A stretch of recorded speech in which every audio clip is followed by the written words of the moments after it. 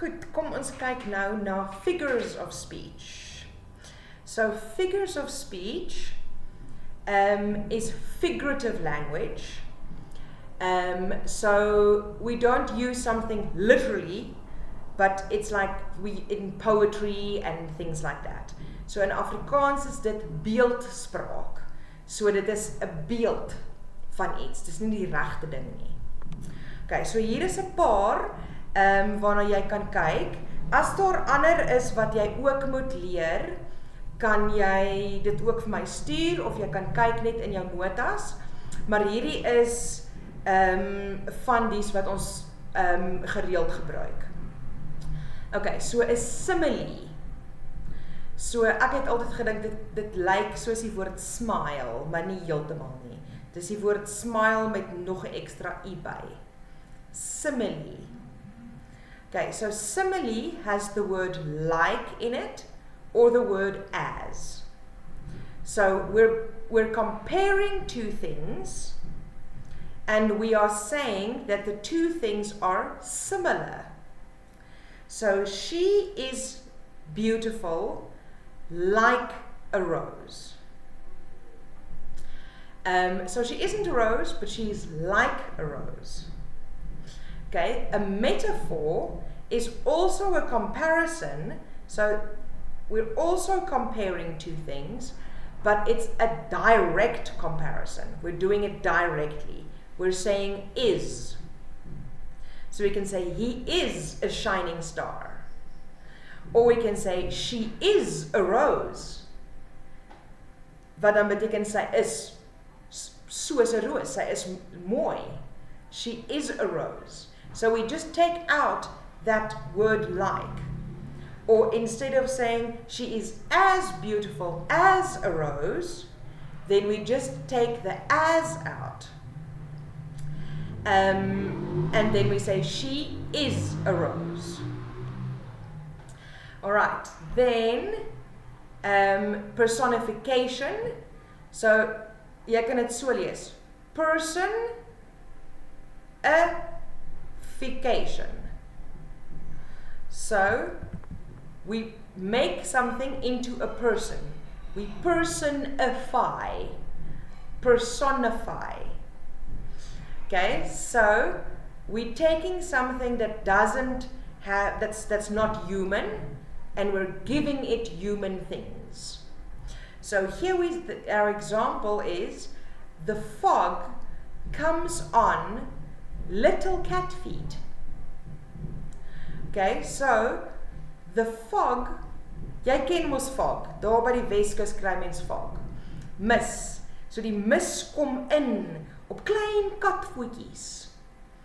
Okay, so we say that we're comparing the fog to a cat that's sneaking, because the fog is like all quiet as it comes in.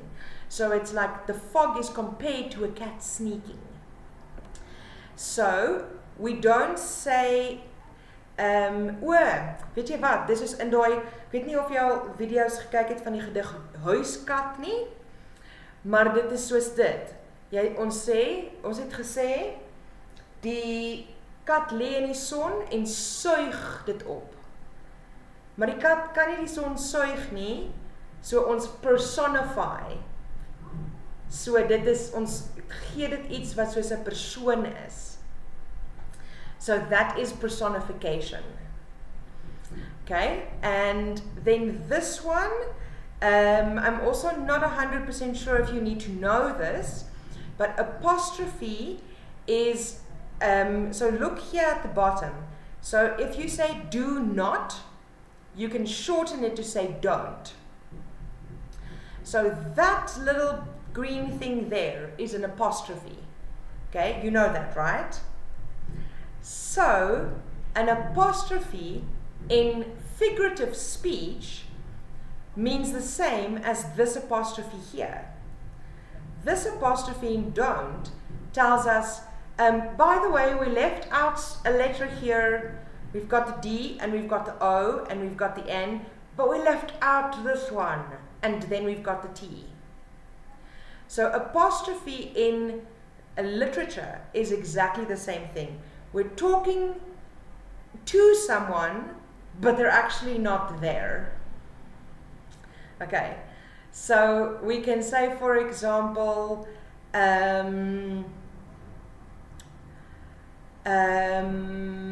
nee, ek kan nie nou aan 'n ander voorbeeld dink nie.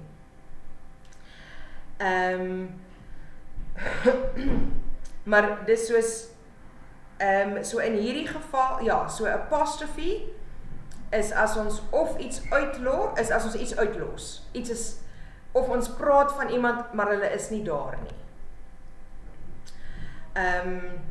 So, 'n hyperbool, hyperbole, is hyper. We're going like way over the top here. So it's exaggerated. There's the word exaggerate. So we can say, you are more beautiful than rainbow colors. So we're exaggerating because you don't really have all the rainbow colors. So here's another couple of examples. So a hyperbole exaggerates.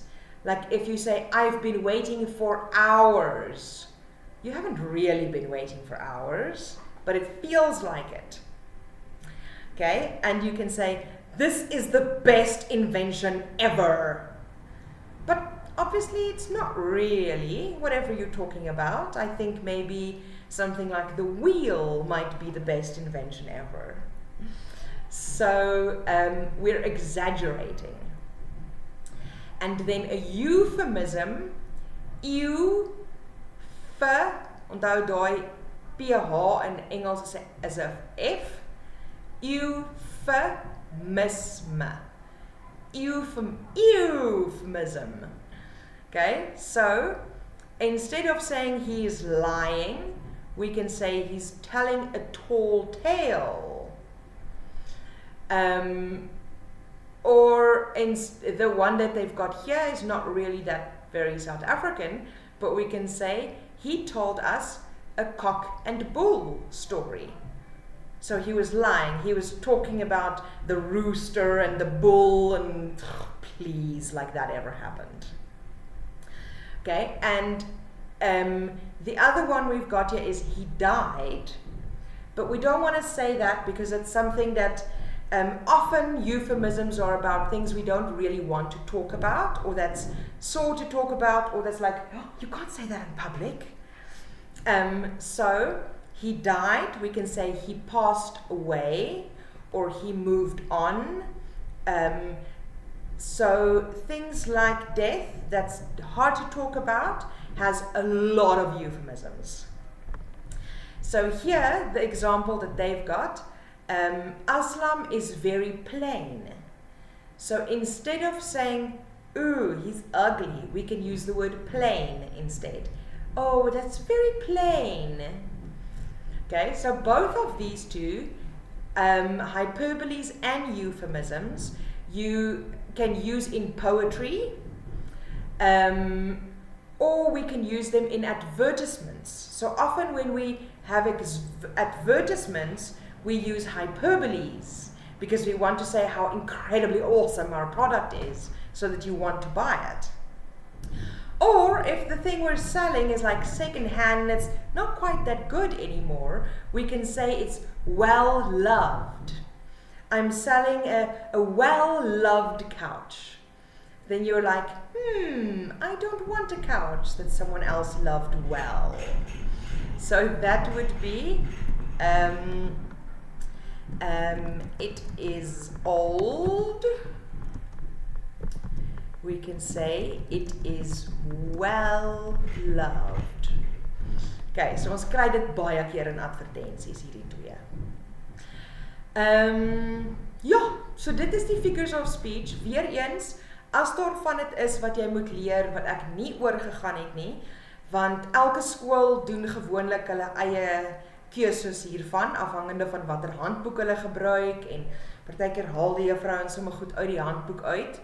So, jy kan my laat weet as daar van die ander is wat jy wil hê ek moet beskryf. Anders leer lekker, en ek hoop dit maak alles sin vir jou.